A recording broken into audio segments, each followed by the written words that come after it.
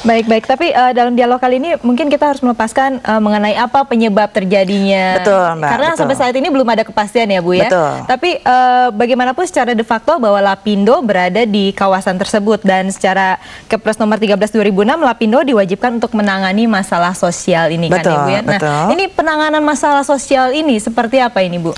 Jadi kita kembali sedikit ya ke belakang. Pada saat terjadi kejadian, memang ternyata kok semburannya itu makin lama makin besar, sehingga kami merasa perlu untuk melakukan evakuasi. Nah, dalam evakuasi itu tentu saja ada banyak hal yang kita harus fasilitasikan kepada mereka, seperti tempat pengungsian, sarana pengungsian. Apakah ada resistensi dari masyarakat setempat pada saat pertama kali mereka mau diungsikan? Belum, pada saat itu belum terjadi ada satu resistensi, karena mereka juga harus segera meninggalkan tempat tinggalnya ya. Walaupun mungkin mereka juga perkirakan ini hanya sebentar, tapi kemudian kami harus melakukan satu tindakan proaktif pada saat itu. Lalu pemerintah daerah juga menyediakan beberapa tempat pengungsian, dan disitulah kita sudah mulai melihat ternyata kok semburannya ini tidak kunjung berhenti dan makin membesar.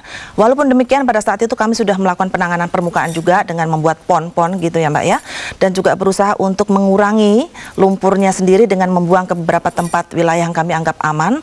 Tetapi setelah kami melakukan uji coba dan itu aman, ternyata kami tidak didukung oleh masyarakat juga, oleh semua pihak pada saat itu. Jadi ya memang yang kami bisa upayakan saat itu, Ibu?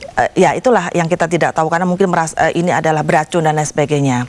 Jadi yang kami bisa upayakan secara maksimal pada saat itu hanya memperbanyak kolam-kolam penampungan saja, sehingga pada akhirnya baru setelah terbentuknya tim nasional, mungkin agak sudah terlalu jauh ya, dari bulan Mei sampai dengan September, ya luapan lumpurnya sudah cukup tinggi begitu. Baik-baik. Nah, ini lantas Ibu belum menyebutkan tentang bantuan sosial apa saja ini, Bu? Jadi pada para korban lumpur yang diungsikan, tentu saja kami memberikan biaya-biaya pengobatan, kemudian transport untuk pendidikan anak-anak di sarana di pengungsian, dan semua sarana-sarana di pengungsian juga kami berikan.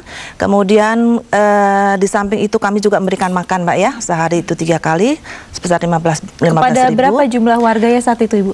Pada saat itu bertahap. Jadi makin lama masuk lagi gitu ya, makin banyak. Ya. Terhitung kira-kira sekitar 11.000 kepala keluarga yang sudah mengungsi dan sekarang ini sudah keluar dari pengungsian. Hanya beberapa saudara-saudara kita yang masih tinggal di sana saat ini. Baik. Jadi mereka menerima uang kontrak, Mbak, karena tidak mungkin mereka akan berlama-lama tinggal di pengungsian. Mereka tidak bisa memulai kehidupannya lagi. Jadi kami memberikan 5 juta dalam waktu 2 tahun. Nah, selama kontrak itu kami juga memberikan uang jatah hidup sebesar 300.000 untuk setiap jiwa. Baik, kita akan membahas lebih lanjut lagi mengenai penanganan masalah sosial yang tadi Ibu sebutkan ya, Ibu ya.